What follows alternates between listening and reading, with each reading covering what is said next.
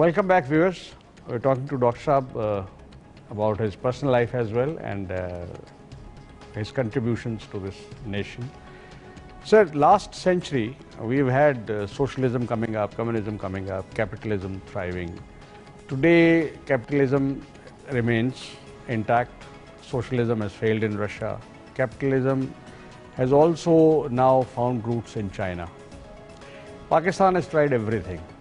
In Bhutto's Saab's time, we tried to nationalize things. Now we are returning those units, or there is a resistance in our nation about denationalization of, for example, steel mill, the PIA, the privatization. And what do you think, as an economist, should be the best course?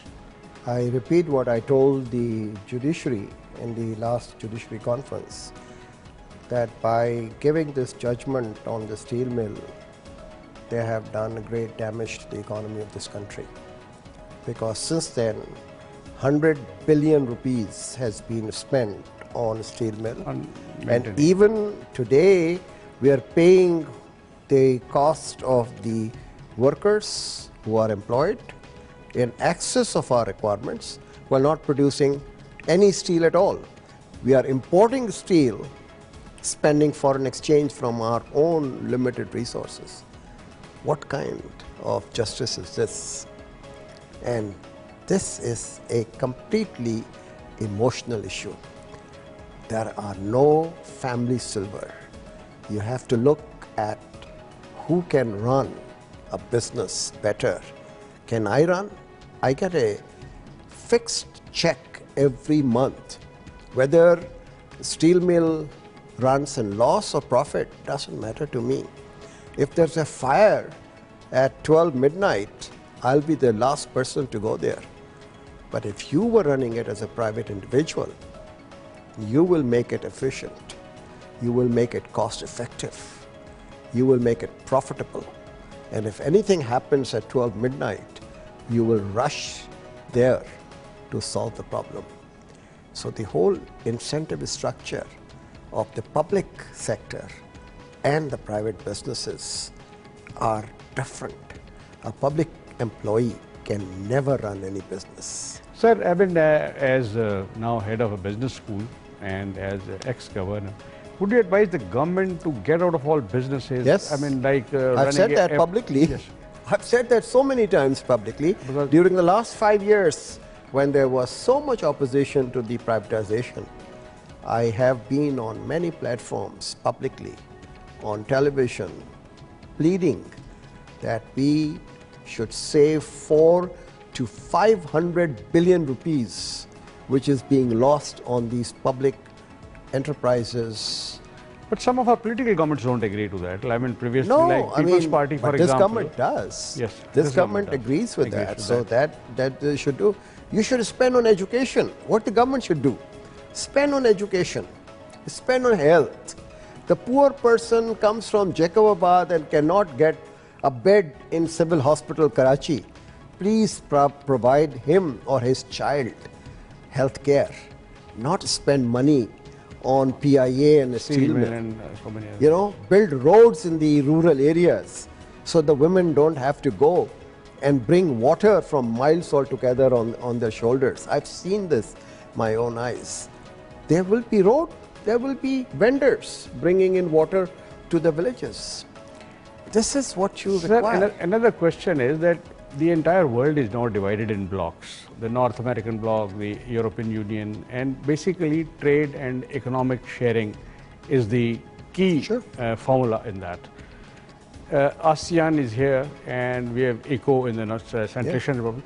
Pakistan somehow seems to be isolated. You have to have your relations with India on trade and economic matters normalized, and you will see how much benefit Pakistan will get. All studies which have been done in Pakistan, in India, outside India and Pakistan demonstrate that a smaller country So what prevents us spend. from?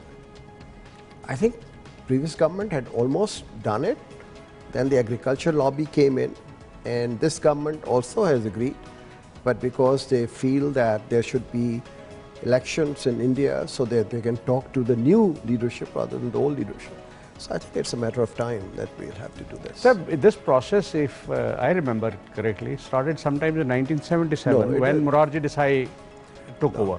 But it has had too much of interruptions in between. Sir. No, the only time it has really been very serious was during the last regime, when they removed the positive list and substituted it with a negative list, which limits only 15% of the items from India.